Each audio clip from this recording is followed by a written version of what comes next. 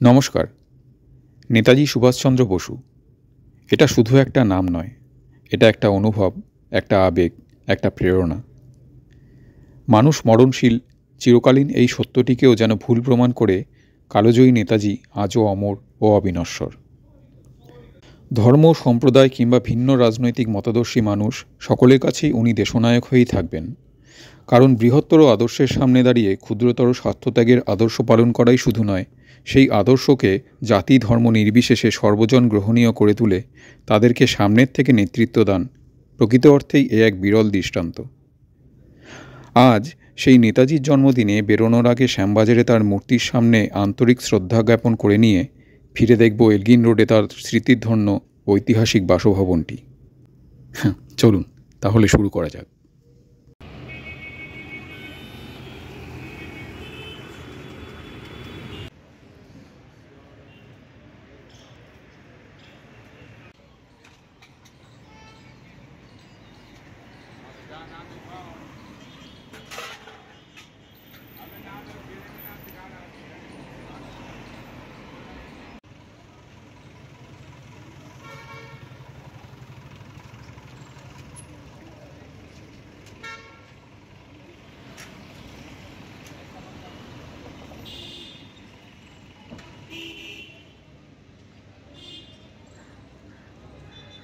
বাইরে থেকে নেতাজির এই বাসভবনটি তখনকার দিনের আর 5টা বাঙালি বাড়ির মতন দেখতে হলেও আদতে এই বাড়ি ছিল দেশের স্বাধীনতা আন্দোলনের অন্যতম প্রধান এপিসেন্টার।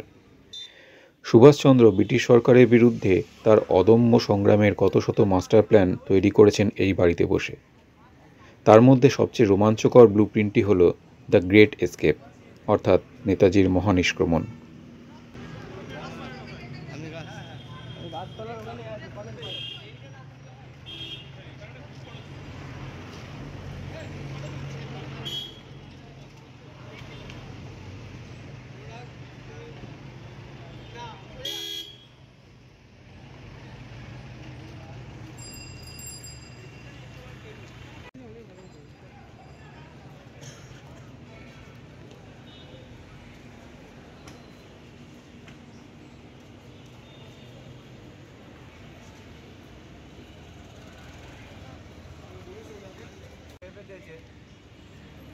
আর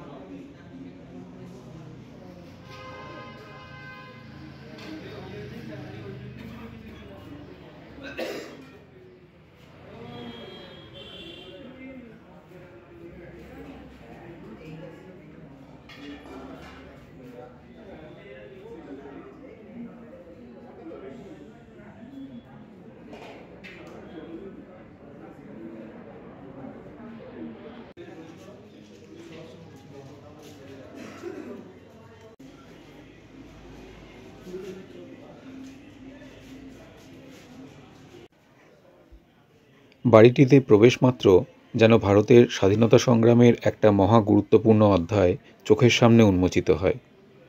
মূল ফটক দিয়ে ঢুকে টিকিটের অফিস তথা বুকশপ পেরোলেই একটি কাচের ঘরের ভেতরে দেখতে পাওয়া যাবে সেই বিখ্যাত ওয়ান্ডারার গাড়ি, যা ছিল নেতাজির মহানিষ্ক্রমণের বাহন। গাড়িটিকে বর্তমানে রং করে একটি ঝাঁ চকচকে রূপ দেওয়া হয়েছে, কিন্তু সেই সময় গাড়িটি ছিল এই রকম। এই ওয়ান্ডারার আসলে জার্মানির একটি কোম্পানি, যারা 2 চাকা ও 4 চাকার গাড়ি বানাতো।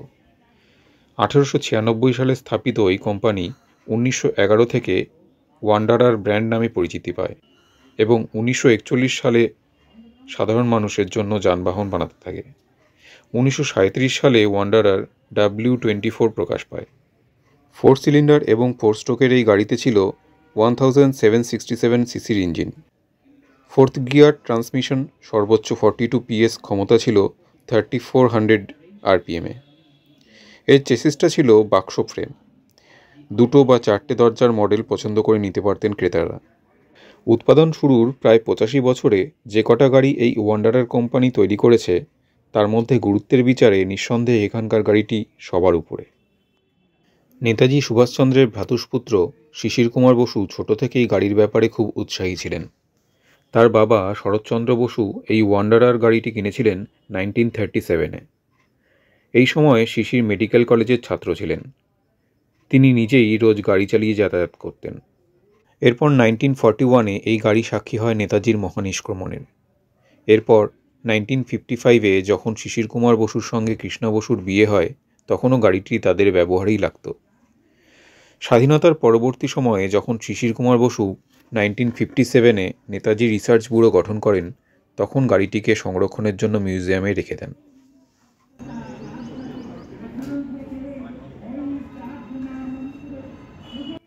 ওপরে দোতলার এই ঘরটিতে নেতাজি থাকতেন। সঙ্গের এই ছবিতে সুভাষচন্দ্র যে রেলিংয়ে হাত রেখে দাঁড়িয়েছিলেন, সেটি সম্ভবত ওপরের ওই রেলিংগুলিরই কোনো একটা হবে।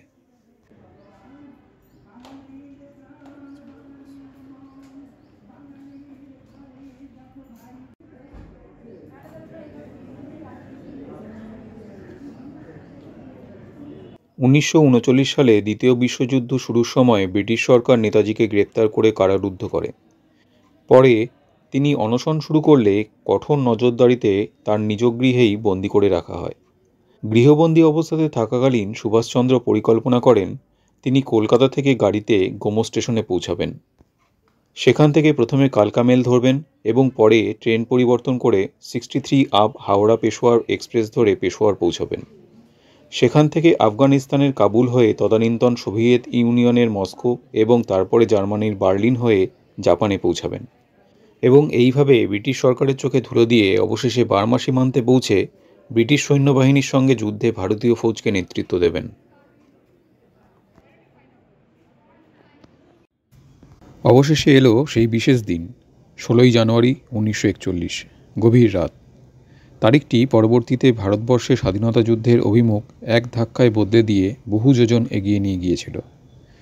ব্রিটিশ সরকারের কঠোরতম নজরদারি সত্ত্বেও ভারতমাতার এই বীর সন্তান যেভাবে তার মহানিষ্ক্রমণের পরিকল্পনাটিকে বাস্তব রূপ দিয়েছিলেন, তা আজও সমস্ত দেশবাসীর মতন আমাকেও প্রবলভাবে রোমাঞ্চিত করে। পরিকল্পনা মাফিক নেতাজি সুভাষচন্দ্রের ভ্রাতুষ্পুত্র শিশির কুমার বসু গাড়ি স্টার্ট দিয়ে সেটাকে এই সিঁড়ির সামনে এনে দাঁড় করান। এরপরে নেতাজি ছদ্মবেশে সিঁড়ি দিয়ে নেমে লনে এসে দাঁড়ান। শেষবারের মতন ওপরে চেয়ে দেখে নেন তার অতি প্রিয় এই বাড়িটিকে। হয়তোবা আর্দ্র চোখ মুছতে কিছু মুহূর্তও চলে যায়। এরপরে উঠে বসেন গাড়ির পেছনের সিটে। গাড়িতে উঠে নেতাজি দরজা বন্ধ না করে শক্ত করে টেনে ধরে রেখেছিলেন, যাতে জেগে থাকা যে কেউ শুধু চালকের দরজার আওয়াজই শুনতে পায়, অর্থাৎ একটি দরজা বন্ধের আওয়াজই তাদের কানে যায়। গাড়ি এলগিন রোড ছেড়ে অ্যালেনবি রোডে পৌঁছালে তবে তিনি দরজা বন্ধ করেন। এরপরে ওয়ান্ডারার PLA 7169 রাতের অন্ধকার চিরে এগিয়ে চলে তৎকালীন বিহারের গোমোর উদ্দেশ্যে। পরবর্তীকালে শিশির কুমার বসু তার নিজের বইতে লিখেছিলেন, বাড়ির সামনের গেট খুলতেই আমি গাড়ি চালু করি। বিকট একটা আওয়াজ করে গাড়ি চালু হয়। দেরি না করে আমি গাড়ি চালিয়ে এগিয়ে যাই তার কথা মতন।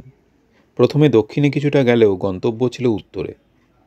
যাদের নজরদারিতে থাকার কথা সেই পুলিশ ও CIDর লোক ছিল ঘুমিয়ে। তারা একটা অস্থায়ী ছাউনির মতন করেছিল এলগিন রোড এবং উডবার্ন রোডের সংযোগস্থলে, যাতে সেখান থেকে তারা বাড়ির ওপর ভালো করে নজরদারি করতে পারে। যখন আমরা গাড়ি চালিয়ে বেরিয়েছি, তারা কেউই জেগেছিল না।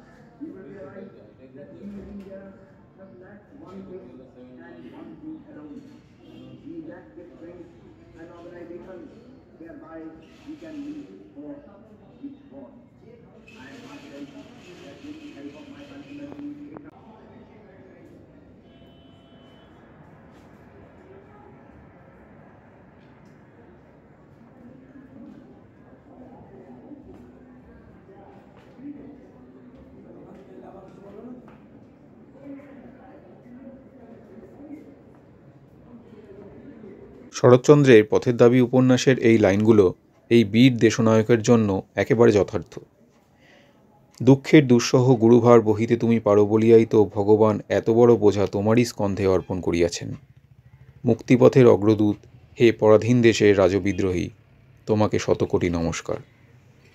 পরিশেষে এটা বলেই শেষ করব, ভারতবর্ষ যতদিন থাকবে, ভারতবাসী যতদিন থাকবে, এই বিশ্বের অন্যতম শ্রেষ্ঠ দেশপ্রেমিক নেতাজি সুভাষচন্দ্র ততদিন থেকে যাবেন আসমুদ্র হিমাচলের নয়নের মণি হয়ে।